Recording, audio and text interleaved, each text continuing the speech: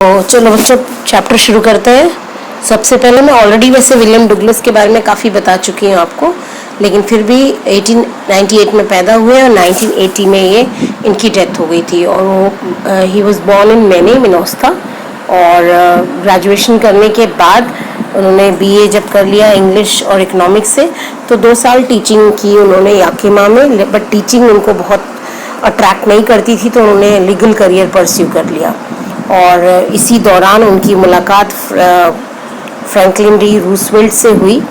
और रूजवेल्ट जो है वो उन दिनों येल में थे और ये उनके एडवाइज़र बन गए और प्रेसिडेंट के एडवाइज़र बने, तो ऑब्वियसली उसका काफ़ी फ़ायदा मिला। और डगलस ने एक लीडिंग एडवोकेट की तरह, इंडिविजुअल राइट्स के लीडिंग एडवोकेट की तरह अपना पूरा जीवन बिताया और 1975 में वो रिटायर हुए 36 इयर्स की सर्विस करके।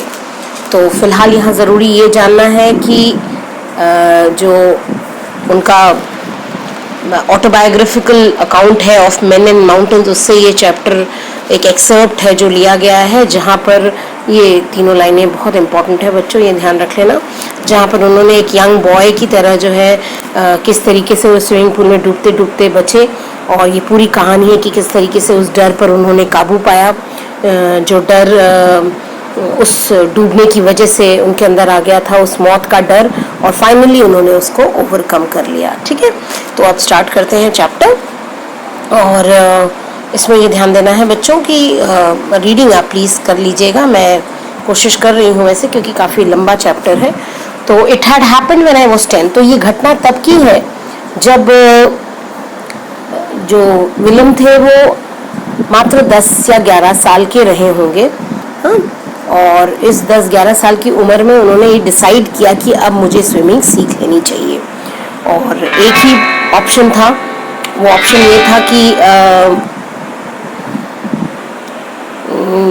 ये था कि वो याकिमा, या तो याकिमा रिवर में जाएं सीखने, या फिर बगल में एक पूल था YMCA में। YMCA का फुल फॉर्म होता है यंग मैन क्रिश्चियन एसोसिएशन। ठीक है, यंग मैन क्रिश्चियन एसोसिएशन। तो इनको ये भी मालूम था कि माँ जो है बिल्कुल भी तैयार नहीं होगी याकिमा नदी में स्विमिंग सीखने के लिए, because the river was quite treacherous. नदी बहुत ही ट्रेचरस थी, बहुत ही खतरनाक थी, धोखेबाज थी। उसका उतार चढ़ाव पानी का बहुत खतरनाक था। तो और वो हर दिन इसी बात को लेकर के वो हर मरते हुए, हर ड्राउनिंग केस को ज़रूर विलियम को बता दिया करती थी। तो नतीजा ये हुआ कि भाई एक ही जगह ऐसी थी जहाँ पर ये स्विमिंग सीख सकते थे, और वो था YMCA पूल। अब ये क्वेश्चन बच्चों अक्सर आता है कि why it was safe, why is YMCA pool safe. तो आपको आंसर इन्हीं 3 लाइनों में मिल जाएगा, ये ध्यान रखिएगा, मार्क कर लीजिएगा। इट वॉज, पहली चीज़ तो वो 2 से 3 फीट गहरा था शैलो एंड पर, यानी किनारे पर 2 से 3 फीट की गहराई थी, और बीच में 9 फीट की गहराई थी। और सबसे बड़ी बात कि ये गहराई जो थी बड़ी ग्रेजुअल थी, स्लो एंड स्टडी, मतलब जैसे पहले 2, फिर 2.5, फिर 3, फिर 3.5, इस तरीके से जो है ये गहराई बढ़ती थी इसकी। ठीक है, तो इन्होंने भी अब तैयारी शुरू कर दी, इन्होंने वाटर विंग्स लिए और ये पूल की तरफ चल दिए। ठीक है, अब नेक्स्ट पेज पे चलते हैं। हालांकि इन्हें बहुत शर्म आ रही थी कि ये, अच्छा उससे पहले मैं थोड़ा सा आपको ये याकिमा रिवर का एक मैप है, ये ज़रूर दिखा दूँ आपको, कि आप देख सकते हैं कि यहाँ पे याकिमा नदी कहाँ पर है। ये है याकिमा रिवर। ठीक है, और याकिमा रिवर जो है ये काफ़ी इसका ये फेमस मानी जाती है कि एक ट्रिब्यूटरी है, पहले तो ये ध्यान रखिए। और ये ट्रिब्यूटरी है कैलिफोर्निया में, US में ये नदी बहती है और काफ़ी ख़तरनाक है, और कोलंबिया रिवर की ट्रिब्यूटरी है ये। तो चलिए नेक्स्ट चलते हैं नेक्स्ट पेज पर। और नेक्स्ट पेज में है कि हालांकि विलियम डगलस को बहुत शर्म आ रही थी, क्योंकि वो जो है ऑब्वियसली जब आप स्विमिंग करने जाते हैं तो आपकी जो आपका जो ड्रेस होता है वो काफ़ी या तो आपने स्विमिंग सूट पहन रखा होता है तो आपकी लेग्स दिखेंगी ज़रूर। तो इससे बड़ी शर्म आ रही थी। इन्होंने किसी तरह अपने इस प्राइड को सबड्यू किया, यानी सप्रेस किया, और उसके बाद वो चल पड़े। शुरू में तो बड़ा अच्छा लगा, हालांकि बचपन से ही जब वो 2-3 साल के थे तो एक और घटना घटी थी। ये ज़रूर आप मार्क कर लीजिएगा बच्चों। कैलिफोर्निया में ये अपने पिताजी के साथ गए थे एक बीच पर, और वो और उनके फादर खड़े हुए थे सर्फ में किनारे की तरफ। ये ऑलमोस्ट इतने छोटे थे कि अपने फादर से ऑलमोस्ट लटके हुए थे। तभी एक लहर आई और उसने इन्हें नॉक डाउन कर दिया, यानी इन्हें गिरा दिया। ये इतना डर गए, इनकी सांस रुक गई, इन्हें लगा मैं पूरी तरीके से पानी में दफन होकर रह गया हूँ, बुरी तरह डर गए। और पिताजी हंस रहे थे। तो ऐसा कभी होता है कि बच्चा मुसीबत में हो और फादर हंस रहे हो, तो वो हंस इसलिए रहे थे कि उन्हें मालूम था कि यहाँ डूबेगा नहीं, वो किनारा है और मैं तो हुई हूँ साथ में। लेकिन ये जो डर था डुगलस के मन में ऐसा बैठा कि अब जब कभी भी वो लहरें देखते थे तो उसके उस ओवरपावरिंग फोर्स को वो भुला नहीं पाते थे। तो ये इस चीज़ ने डगलस के अंदर एक एवर्शन, एक डिसलाइक जो है वो पैदा कर दी पानी को लेकर के। मन में डर तो था, जोश जरूर था स्विमिंग सीखने का, लेकिन मन में डर भी था। ठीक है, तो अब आते हैं नेक्स्ट पैराग्राफ पर। तो अब जब इनका YMCA पूल के साथ इनका इंट्रोडक्शन हो गया, यानी जब ये गए वहाँ पर, तो वो कैलिफोर्निया की सारी याद जो है वापस से रिवाइव हो गई। याद उनको पूरा याद आने लगी, वो अनप्लेजेंट मेमोरीज, और उस डर ने वो डर एक बार और उनके ऊपर हावी हो गया, पूरी तरीके से स्टरअप हो गया और वो याद आ गया उनको। लेकिन थोड़ी ही देर में उन्होंने कॉन्फिडेंस गैदर किया और अपने नए वाटर विंग्स पहने और चल पड़े। ये बाकी बच्चों को देख रहे थे, कोशिश कर रहे थे कि उनको देख देख कर सीखें। एपिंग का मतलब होता है कॉपी करना, कॉपिंग से हम नकल करते हैं जब, है ना। तो वो कोशिश ये कर रहे थे कि मैं बाकी बच्चों को देख करके वैसा करूं। 1-2 बार उन्होंने कोशिश भी की अलग अलग दिन जा करके, और अब इन्हें पानी में काफ़ी अच्छा लगने लगा था। He started feeling at ease. तब तक तो वो मिस एडवेंचर हो गया। तो ये बच्चों मिस एडवेंचर पर बड़े बड़े क्वेश्चंस आते हैं। ये शॉर्ट आंसर में भी आता है, ये लॉन्ग आंसर में भी आता है। और प्लीज़ बच्चों, प्लीज़ प्लीज़ ये कंफ्यूज मत होइएगा, ये 2 अलग पैराग्राफ्स हैं। यहाँ पर मिस एडवेंचर दिया है और यहाँ पर जो घटना घटी है कैलिफोर्निया में वो अलग चीज़ है। तो मिस एडवेंचर से बिल्कुल कंफ्यूज मत होइएगा। तो आगे चलते हैं, मिस एडवेंचर क्या था उसके ऊपर बात करते हैं। और मिस एडवेंचर यहाँ ये था कि ये पूल गए, कोई नहीं था वहाँ पर। वो जगह काफ़ी क्वाइट थी, शांत था, पानी एकदम स्टिल, एकदम ठहरा हुआ था। यहाँ तक कि स्विमिंग पूल की जो बॉटम है वो तक दिख रही थी, वाइट कलर की, बिल्कुल बाथ टब की तरह एकदम साफ सफ़ेद। और ये थोड़ा सा डरा हुआ था, टिमिड था, ही वॉज फीलिंग लिटिल शाई। और जाने में कि भाई अभी कोई आया नहीं है, तो ये बेचारे साइड पूल के साइड में जा कर के बैठ गए, बाकी लोगों का इंतज़ार करने लगे। अभी ज़्यादा देर इनको नहीं हुई थी, तभी क्या हुआ कि एक 18 साल का लड़का, बिग ब्रूजर मतलब काफ़ी मस्कुलर लड़का, he had got thick hair, उसके छाती पर बाल थे, ब्यूटीफुल फिजिकल स्पेसिमेन, यानी एकदम डोले शोले थे, खूब मस्कुलर था वो। उसके आर्म्स और लेग्स पर रिपलिंग मसल्स थे, जैसे पहलवानों के मसल्स होते हैं। और वो चिल्लाया, हाय स्किनी। ये दुबले पतले थे विलियम। ये बोला, लड़का बोला 18 साल वाला कि hi skinny, how would you like to be dugged, कैसा रहेगा अगर तुम्हें अंदर डाल दिया जाए पानी में। और इतना कहना था कि उस बंदे ने विलियम को उठाया एंड ही टॉस्ड हिम, उसको फेंक दिया उस पानी में। और आप सोच सकते हैं कि विलियम इतने अनप्रिपेयर्ड थे कि वो उसी पोजीशन में, जिस पोजीशन में वो बैठे थे, उसी पोजीशन में वो लैंड कर रहे हैं पानी के अंदर, पानी गुटक रहे हैं, ही स्वैलोइंग वाटर, और वो नीचे की तरफ पूल की तरफ जा रहे हैं। ये इतना डर गए, लेकिन फिर उन्होंने बोला कि नहीं, बहुत ज़्यादा डरने की भी ज़रूरत नहीं है, ठीक है। ऑन द वे, यानी जब वो डूब रहे थे, पूल में नीचे की तरफ जा रहे थे, तो उन्होंने प्लान भी कर लिया कि मुझे करना क्या है, कि मैं जैसे ही मेरे फीट बॉटम को टच करेंगे ना, मैं ज़ोर से एक जंप लगाऊंगा और सरफेस पे आ जाऊंगा, और उसके बाद से कुछ नहीं, मैं एज तक एकदम पैडलिंग करते हुए पहुंच जाऊंगा। तो ये जो है काफ़ी लंबा लगने लगा। जब उन्हें लगा कि अब मैं काफ़ी देर हो गई है, मैं नीचे क्यों नहीं पहुंच रहा हूँ भाई, it is a long way down. तो इन्होंने क्या किया, इन्होंने वो 9 फीट की दूरी भी इनको 90 फीट की तरह दिख रही थी। ठीक है, तो जैसे ही ये बॉटम टच करते हैं इनके फीट, उससे पहले इन्हें ऐसे लगने लगा मानो इनके लंग्स अभी फट जाएंगे, दे were ready to burst.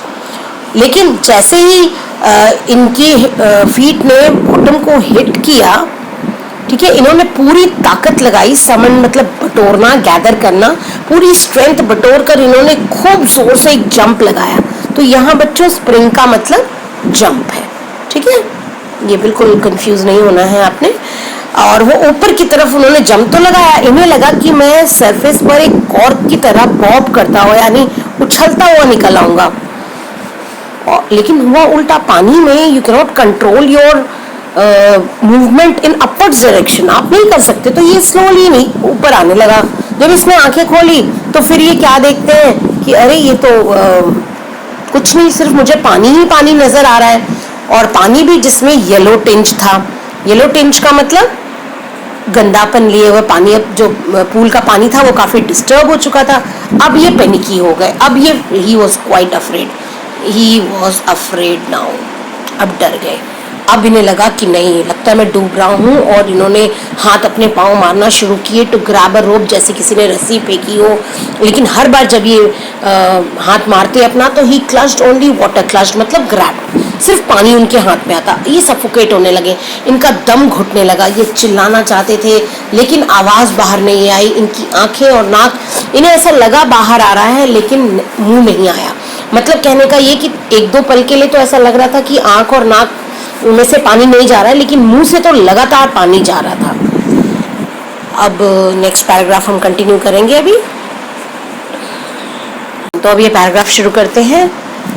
I फ्लेल्ड at the surface.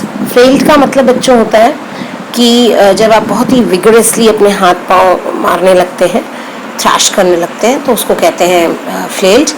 और जब ये हाथ पांव अपने मारने लगे, अब इन्हें जब डर हो गया कि अब ये जो है डूब जाएंगे, तो इन्हें एहसास हुआ कि अब मुझे कुछ ना कुछ करना पड़ेगा।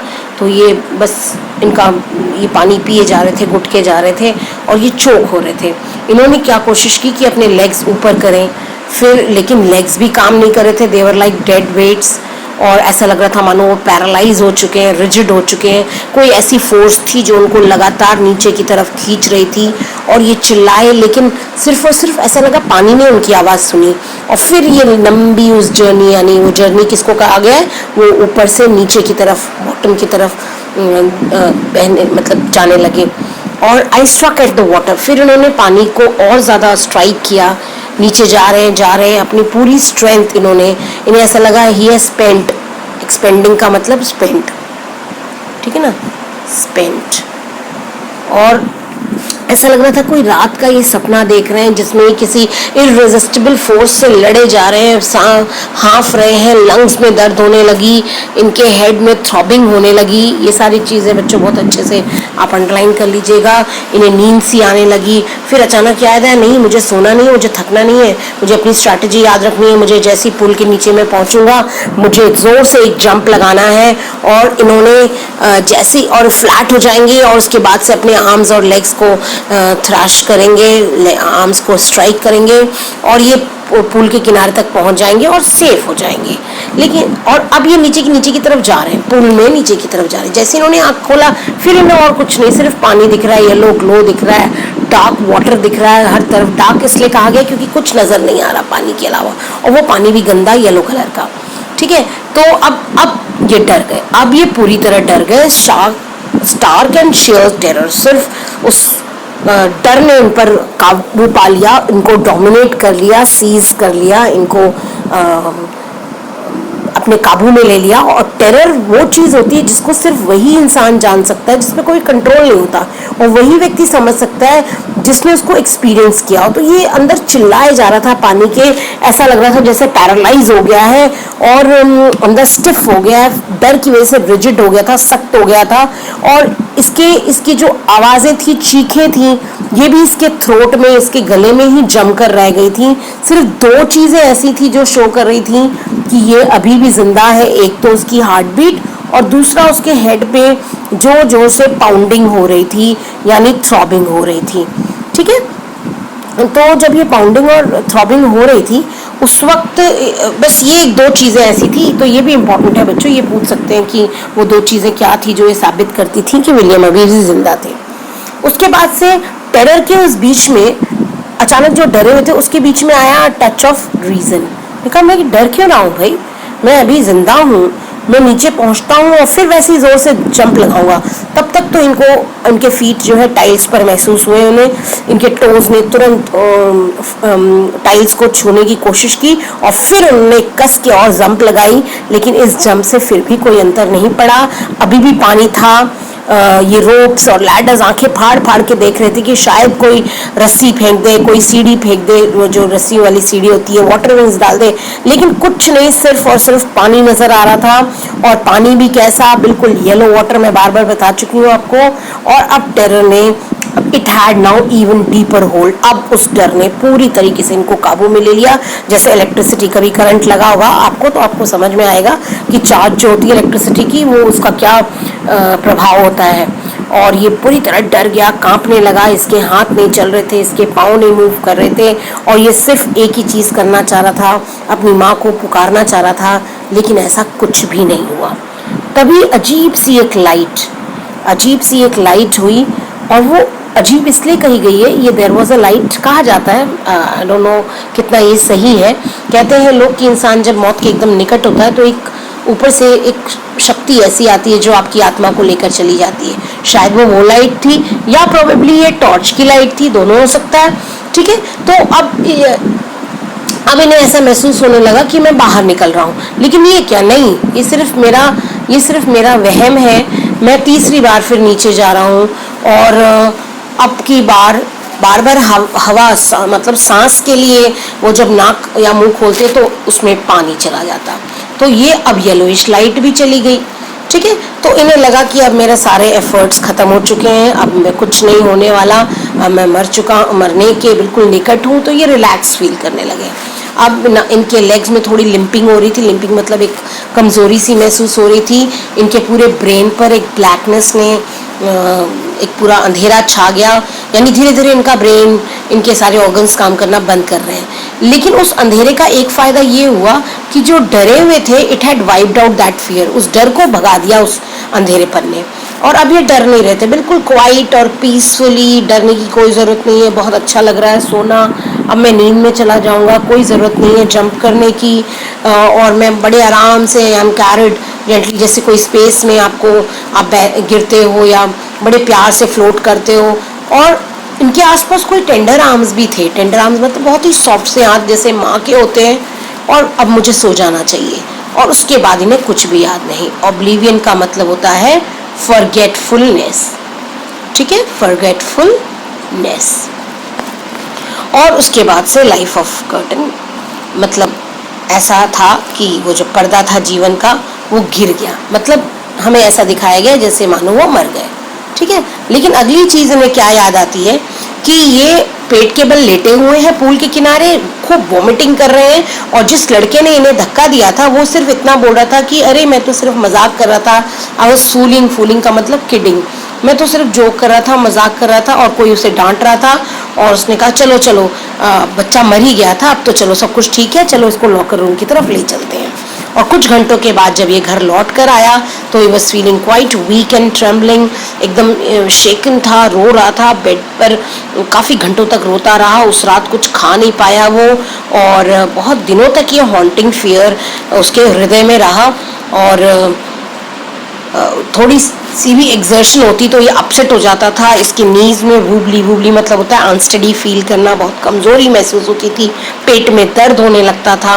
और उसके बाद वो पूल कभी नहीं गए, वो इतना ज़्यादा पानी से डरने लगे कि जब भी वो उसको अवॉइड कर सकते थे उन्होंने उस चीज़ को अवॉइड किया।